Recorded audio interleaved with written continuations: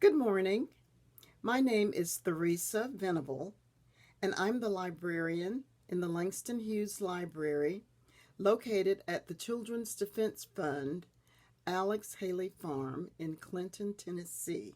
Thank you so much for inviting me to be a part of your program today. I have been asked to speak with you about why places like Haley Farm are still so important today, even though we are many years past what we call the civil rights era, the time when minorities, people of color, were participating in sit ins, marches, protests, demanding their civil rights that are guaranteed to every citizen under the Constitution. Unfortunately, in the history of our country, people of color and other minorities have been left out of the big picture of America.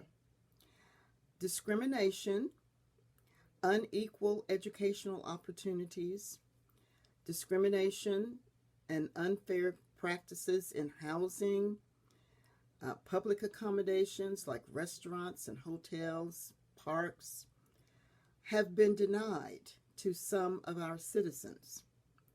So, lots of people, not just black people, but lots of people from across our nation participated in the civil rights movement. One of those, when we think about people who were instrumental in the civil rights movement, we think of people like Rosa Parks. Her name comes to mind. Here's a great book about Rosa Parks, a children's book called Rosa, and it's written by a writer who came from Knoxville, who grew up in Knoxville, Nikki Giovanni. But this tells the story of Rosa Parks' bravery the day that she decided she was not going to give up her seat on the bus just because she was black. Another person that we think about related to the civil rights movement is Martin Luther King Jr., of course. We just celebrated his birthday on Monday. There were lots and lots of other people who participated in the civil rights movement, who demanded equal rights for African Americans and for other people of color. One of those people was a lady named Marion Wright Edelman. And this is a great book about Mrs. Edelman.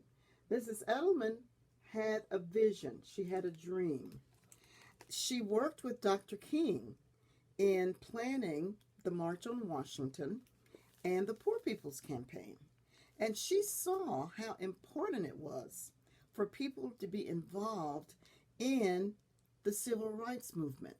It took lots of work, lots of people collaborating and strategizing and working together to cause change.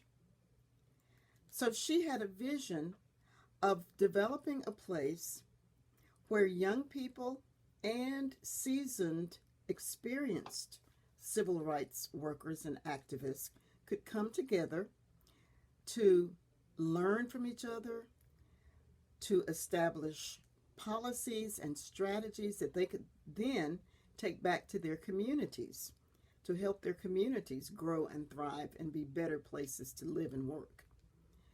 She worked with Dr. King, and she then started her own organization called the Children's Defense Fund. That's the company I work for. At Haley Farm, each year we bring hundreds of people from all over the country together to work, to plan, to figure out the solutions to some of these problems. Problems like poverty, problems like homelessness, problems like discrimination in housing, problems like unequal educational opportunities. All of these things, when everybody works together to make sure that everyone benefits from all of the resources available, then communities become more successful. And when everybody in the community is successful, the community thrives, the community grows. So Marion Wright Edelman still brings to the Children's Defense Fund, Haley Farm, each year hundreds of children's advocates and civil rights activists who are eagerly learning how to go back to their communities to make them better places in which to live. Each year we host thousands of people at Haley Farm. I hope one day, if you haven't had the chance to visit us, that you'll have a chance to come out and enjoy the wonderful resources available at the Children's Defense Fund, Haley Farm. I hope to see you there. Thank you so much again for allowing me to speak with you, and have a great rest of your school day.